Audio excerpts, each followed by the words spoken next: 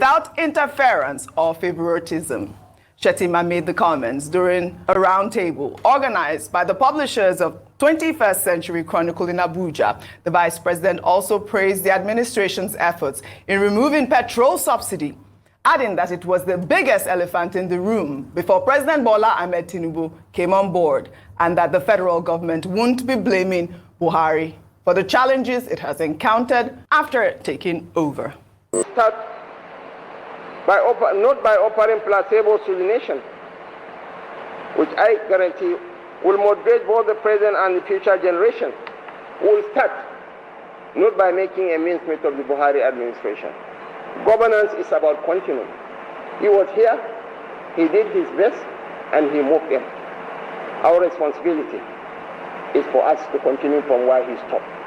Our promise is to... Thank you so much. I'm your body so great.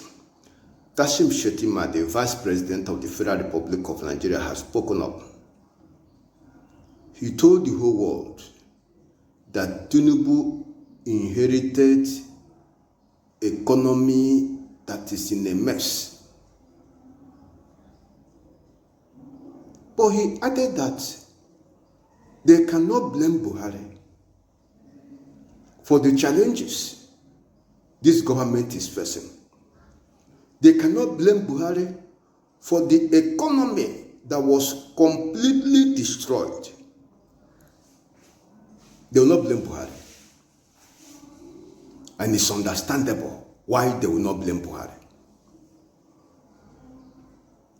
You see, it is important Kashim Shettima knows that somebody should accept the blame for the economy that is in a mess. For the messed up economy, somebody should accept the blame. I would voluntarily like to accept the blame that I am the one who messed up the economy of Nigeria. Goodluck Jonathan handed over to me the biggest economy in Africa on May 29th, 2015. The exchange rate of the naira then was 187 naira to $1. Even when subsidy was being paid by Goodluck Jonathan, yet kerosene was selling at 50 naira to a liter. BMS, that's fuel, 87 naira to a liter. Gas was also very cheap. And everything was affordable. The price level was in check. Unemployment was drastically reduced. The economy was doing well. In fact, Nigeria's economy was believed to be the fastest growing in Africa under Goodluck Jonathan, until he handed over to me. And working with Buhari, Tinubu, who is the Godfather General, Osibanjo, and so on, everything collapsed. Insecurity was the order of the day. All the promises we made to the people, who insulted Jonathan, humiliated him, who blackmailed Jonathan concerning fuel subsidy, telling the whole world there is nothing called fuel subsidy. No subsidy on petroleum products. That was what we tell the whole world. We deceived every Dick, Tom, and Harry that Jonathan is clueless. He knows nothing on how to move the economy forward. We told the whole world Nigerians were suffering. Lo and behold, Nigerians did not know that those coming to power represents a perfect example of an organized crime. Nigerians did not know. So we came to power and discovered the privileges of office were far beyond our imagination. We came to power and discovered that money was so unlimited. We discovered that while we are selling crude oil for our country, Nigeria, we can also sell crude oil for ourselves. So crude oil theft became institutionalized under my watch. Yes, under my watch. Crude oil theft became institutionalized. In fact, it's as if those stealing crude oil were making more money than the federal government of Nigeria. That's why up to today, Nigeria is still battling to meet up with their OPEC quota. We cannot even go 2 million barrels per day.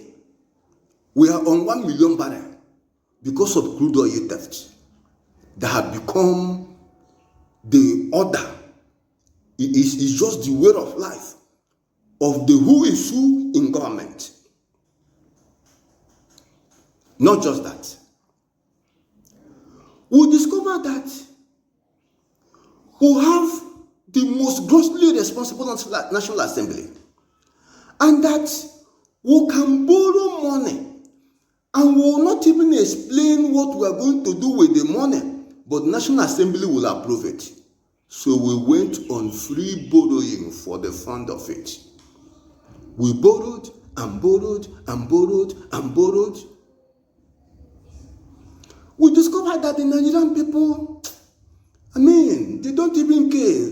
They don't demand accountability. They don't expect anything. They just struggle to live their life. Give themselves power supply. Give themselves borehole. Give themselves everything. They don't even demand anything from government. And so we decided to maximize all the privileges available to us in that office. You know what? After all the oil revenue and the additional loan we are borrowing, we then decided to start printing naira, borrowing from CBN, ways and means loan. We just asked Emefiele, be printing naira. He printed and printed and printed up to 23 trillion naira. And as he prints, according to the Minister for Finance under Tinubu, we were sharing the money. Sharing it. They print, we share. They print, we share. And remember, all the who is who in government are involved in all that we are doing. So, when power moves from APC to APC, and all the who is who are involved, it's still the people that they were holding power under Buhari. It's still the same people that are holding power under Tinubu. Who then do you blame? Who then do you blame? That's why you can't blame anybody. Reason, it's an organized crime. If you dare make mistake of calling anybody's name, if you dare make mistake of prosecuting Magu, former EFCC chairman, or Bawa, former EFCC chairman, if you dare try it, if you are not careful with the way you prosecute the Super Cup carry that America is waiting for us to send to them, extradite him, let him come and face charges. If you are not careful in prosecuting them, they will open a can of war. If you dare invite Buhari for questioning, as you are torturing Emefiele from one court to the other, passing through psychological torture. If Buhari speaks and explains how 2023 election was conducted and how the winner emerged, a kind of war. So you need to understand why Kasim Shettima will tell you how Tinubu inherited economy that was in a mess, but there is nobody to blame. Nobody to blame. They can't call Jonathan. The era of Jonathan this, Jonathan that, Jonathan this, Jonathan that is over. So they can't call Jonathan now. And because they can't call Jonathan now, and it's an organized crime, who are you going to call? Are we all not involved? That's the reason Shettima will tell you, we inherited a messed economy, but there is nobody to blame.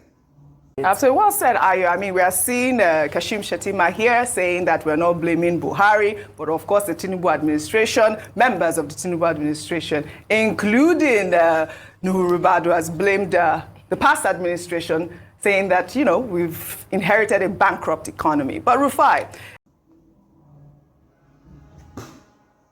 who did Nigerians offend? Where do we go from here? Which way Nigeria? Sonny Okosun sang that long ago when Nigeria was good.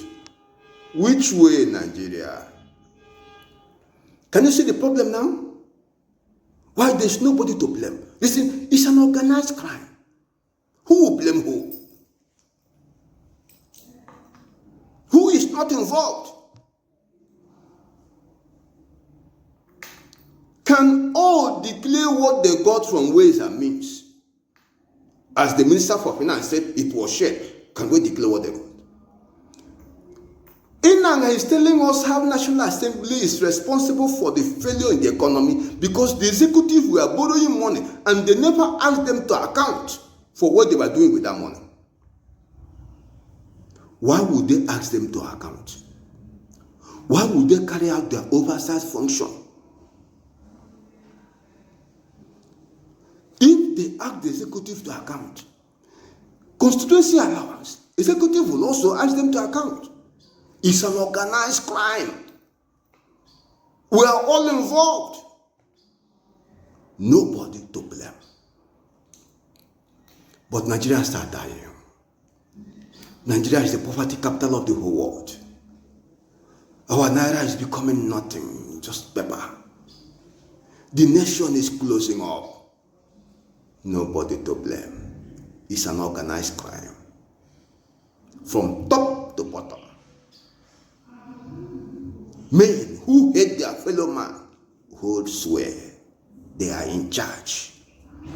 Men who lack the mental capacity to move the country forward hold on to power. They don't care.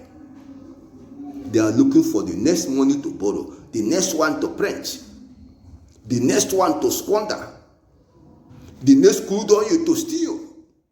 It's an organized crime. All are involved. So let nobody point accusing finger against anybody. Because if you are pointing one, four is on you. All are involved. Organized crime. That's how Nigeria got to this mess. The solution: let Nigerians wake up and face a government of propaganda and demand for accountability. Let Nigerians wake up. That is the solution. Except they wake up, they are on a suicide mission. My hands are clean. I have spoken as I was directed.